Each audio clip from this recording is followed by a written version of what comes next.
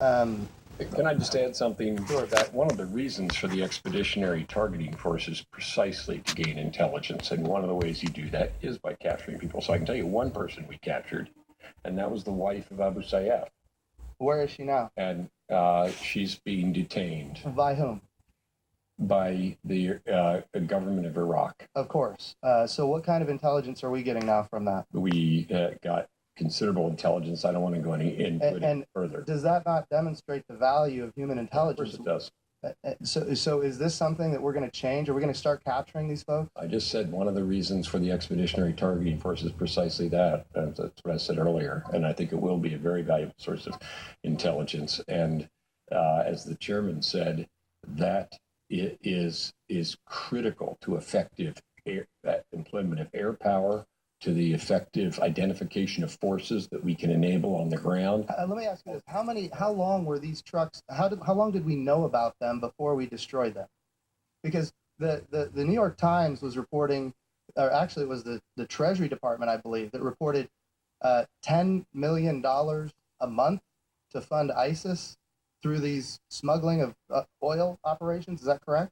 $10 million a month. How long did we know that these trucks were being used to fund ISIS before we did anything about it? Well, we knew there were oil trucks in Iraq from the beginning, of course. What we could not do is distinguish those that were being directly used to finance ISIL.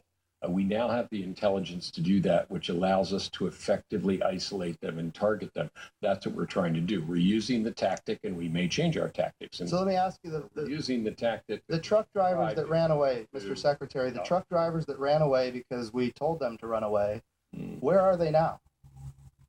Are they now farmers in Syria? I'm just asking the question because this is critically important to trying to win a war, which you're telling us we're trying to do. I'm sorry, I'm not understanding why the truck driver. Knowing what the truck drivers are doing now is essential to knowing how to win the war.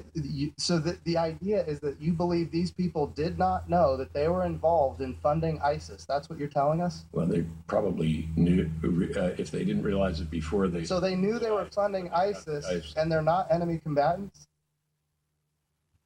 Can you explain that? I think the chairman already did. These were people who were making a buck. And so we gave them every opportunity to survive the strike.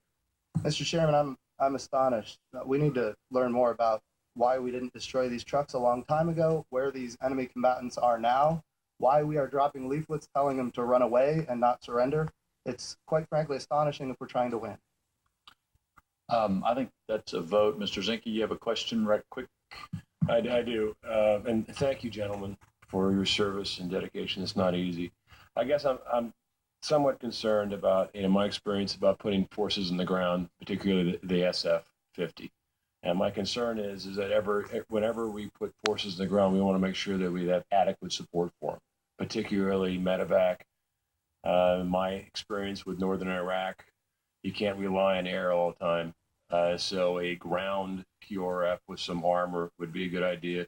Do you concur that having, I guess, in general for you, that having a sufficient force package would incorporate in theater, in country medevac, QRF, and force security?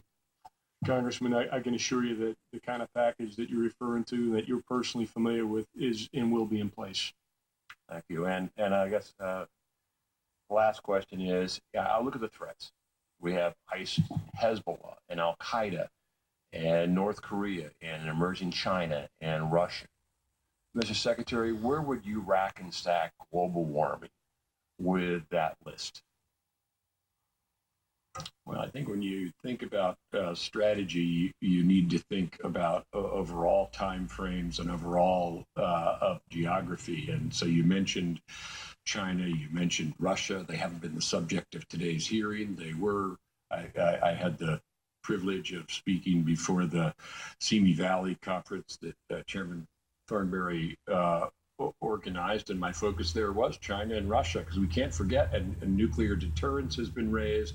There are lots of different aspects to this world, and one does need to think in the long term. And I think you asked about global warming or climate change isn't a military threat. It does change some of our military conditions. We try to be a department that looks ahead. So we are looking would you at agree? Arctic and that kind of thing and how it will change our operations. So But would you agree the imminent threat, the 5-meter threat, the most damaging threat facing us today would be ISIS, Al Qaeda, Hezbollah, and the non-nation state terrorist activities? Yeah, that's certainly the one that is the most imminent. They're trying to attack us right now. There's nothing distant in time or probability about it. Thank you. And Mr. Chairman, again, thank you, gentlemen, for your service. I greatly appreciate it, and God bless. Much more we could talk about, but y'all have been very patient. Thank you for answering our questions. And I'm just going to warn you, next time y'all come up here, I'm going to suggest to Mr. Smith, we start on the bottom 2 rows with our questions, because I think some of the best questions come from our more junior members. With that, the hearing stands adjourned.